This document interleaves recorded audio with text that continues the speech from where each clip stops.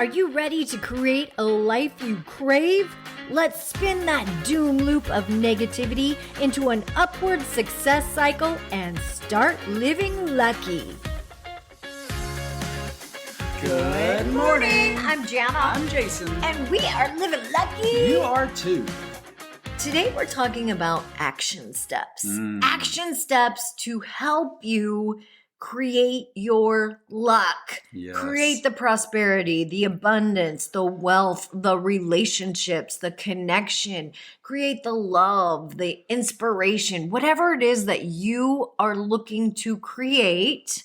We're going to teach you how. And the way we're going to do that is to give you some tangible action steps. Yeah, create whatever it is that you want in life. Like, what is it that you want to experience and create mastery over? So as we were preparing for this, we had a conversation. There is an optimal zone for everyone. And I think our first action step is to identify and understand where is your optimal zone Yeah. of just, it's looking at your day and saying, where's my optimal zone of learning? Mm-hmm. Where's my optimal zone of production, or creating? It's taking an energy audit. Yes. Of yourself and your day. Where is it that I am the most alert, the most focused, the most ready to be productive? And what is it that I'm doing in those times that helps me feel that way? Yeah. And also recognizing, okay, when I'm eating this certain way, so we talk about all the areas of life, and when I'm doing these things with my health and fitness and food intake, I know for my body and my lifestyle currently the way it is, that when I wake up in the morning and we go through our specific routine, that right when I'm done with my routine, that it's perfect time for me to take in information. And once I've taken in information, it's a great time for me to start being creative and producing.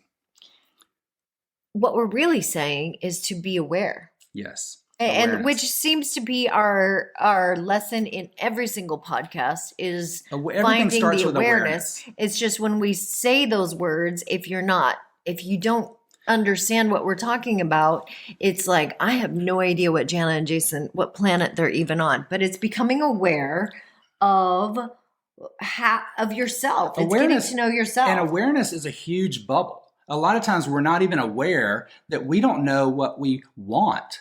We know what we don't want. Yeah, and we that's keep true. finding what we don't want because we haven't identified what we want. And that's really that's the super first step. So if we're journaling, we need to, and you talk about this a lot, about identify the feeling. So we know I feel this way. And we keep identifying, okay, this is what I'm feeling, but we haven't said this is what I want to feel. So we've identified the awareness of this is what is, but what do I want? And so then it's funny because our souls are constantly communicating with us. I just feel like we sometimes misinterpret what they're saying. So if there is an activity that you're doing where you automatically just get a lot of energy, what your soul is saying, do more of this. Yeah. And it's having the awareness of, oh, wow, this is giving me the fire of life. And we feel this a lot of times when we go on vacations, or there's different, for me, it's vacations. Yeah. It's being out in those things, and we have these little insights and inspiration. Right. And sometimes we go, okay, when I get back, I'm going to, things are going to be different. I'm going to change. And we have these little grasp, glimmers of what things will be like. But then we get back. Glimmers of hope. Yeah. When we get back and we fall back into the hamster wheel. So, oh gosh. So if you want the mastery. So, hold on. I'm jumping You're ahead. jumping 5 leaps here. So I guess once you realize what lights you up, it's also important information to know what doesn't light you up. Yeah. And then to change your perception on the things that don't light you up, as long as they are connected to where your soul eventually wants to go.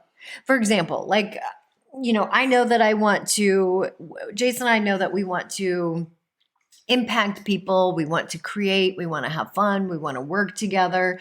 We want to share with people the experiences that we have grown through and these secret tools that we have learned along the way in how to manifest the life of your dreams. However, checking email, running a website, a lot of the administrative tasks, like the scheduling coaching sessions, a lot of the paperwork when it comes to taxes and running a small business and speaking when it comes to trying to come up with pitch decks to speak to different people. Jason and I both are like keeping the business registered through the federal government. And there's just a lot to it. And so those are the things that do not light us up and will literally pull us down, and we kind of start assigning the other person to do it. Editing videos. We're like, yeah, Jason's always like, Jana, you need to edit videos. And I'm like, okay, I'm working as fast as I can. Yeah. And I'm like, you need to do the website. And he's like, okay. And next thing I know, he's, off cleaning the boat. Yeah. Yeah. And let me find something else to do. And I do the same thing. I start cleaning the house. We both start cleaning. Anyway, that's the do, delegate, or delete. And some things can't get deleted. So it is learning and training our brain to know that those tasks that our souls really don't want to be doing, we need to somehow attach the outcome. Yeah. Why are these necessary steps, and how are they leading me on the yellow brick road too? So I'm not saying just ignore them. Just do what your soul wants to do. I mean, there is a point. Just go get in the kayak and enjoy nature. Yeah. I mean, if I let my soul do whatever I wanted, I would probably eat cheesecake for every meal. And then there's that inner voice that's inside that says, vegetables will make you feel better. Vegetables will make you look better, give you more energy. Vegetables will give you more energy. Vitality. And so that is really the value that I want. Yeah. The dessert is just the immediate gratification. So it is, and the emotional gratification. It is unveiling that emotional layer so that we can really get down to what it is that we are looking for, our value. Yeah. And the other things will unveil themselves also over time. And that's where sometimes a coach can ask the right questions to say, okay, is this really giving you what you want? Okay. What's your next step, Jason? So once you realize when those prime time moments are of the experience, like when you're going to be showing up as your fullest, immersion, like put yourself in it. Like what we're doing with dance is we're showing up, and we're showing up a lot. Act as if. So not only are we showing up with consistency and perseverance, like it's doing over and over again. Like it's like, and I'm going to go back to super simple because I'm a very simple person. Okay. Like when it comes to figuring things out, tying shoes. You don't tie your shoes once as a child, or even walking. You don't stand up and walk as a kid. You try it over and over and over again. You don't tie your shoes the first time. You watch, you try, and you keep doing it until it just becomes natural. And then you're tying your shoes in the middle of a conversation. You're tying your shoes in the middle of while you're walking and doing a marathon. Like those things happen, but it's a repetition of doing that creates the being of it. Like I'm just a person who can tie my shoes any time of day without looking, I can do it in the dark, I can feel my way through it because it's in me now. Yeah, you start doing it unconsciously. Yes. So it's repetition it's just a part of me now. So we show up now dancing, and we're doing it every day of the week, and we're doing it multiple hours of the week. And it's like dance for me is very hard, but I love it. I love the experience and the connection. And it's something that we want to do, and it's creating things for us that I never even imagined. And it's greater. Okay, so let me break this down. Our first step was to become aware. Our second step is when you are aware of where your energy is at its peak, then immerse yourself into what you want. And then I believe he combined a couple steps when our next step then is to show up consistently. Yes. And then I would say the final step is that learning never ends, and having a coach. Like we will get trapped in our sameness over and over and over again. Like we could go as far as we want to go on our own. Yes. Or as far as we're willing to go, but we will always stop where we feel like we want to stop. Yes. Like even if we think we've gone as far as we can go, a coach will get us further. And we see this over and over again in everything that we do, whether it's at the gym, whether it's at the track, whether it's in dance, and they will always make us better. A coach will always say, you've got one more, you can make this better. I see it from an outside perspective, and there's something else I can add to this. They push your limits. They push your limits that we put on ourselves. Yeah. Okay, those are great actionable steps. So there's 4 actionable steps. Become aware. Become aware of your personal energy, where you can focus most, where you can learn best, where you can show up as your best self and play full out. Step 2 is when you do identify those points, then immerse yourself in what you want, whether it's writing a book, starting a business, creating a relationship, creating wealth, whatever it is that you want to create, do it in the time that you are at your sharpest and best self. Step 3 is to show up with consistency. It doesn't happen in a day. What's the saying? Rome wasn't built in a day. There are no overnight successes.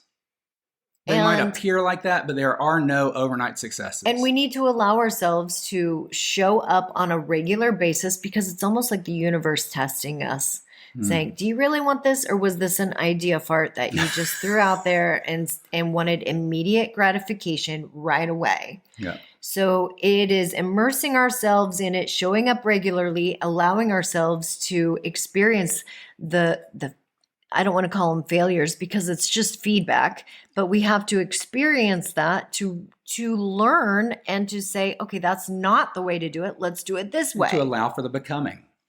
And then our 4th step that Jason has is to get outside help, because what outside help does is they will exponentially accelerate your learning curve. Yeah, you've got the results coaching, the systems coaching, and then just the accountability coaching. The accountability, plus they always will push you a little further than what you will push yourself. And I hate to say that because I push myself just naturally. I do that. However, when a coach is there and they say, you can do one more, you can do it again,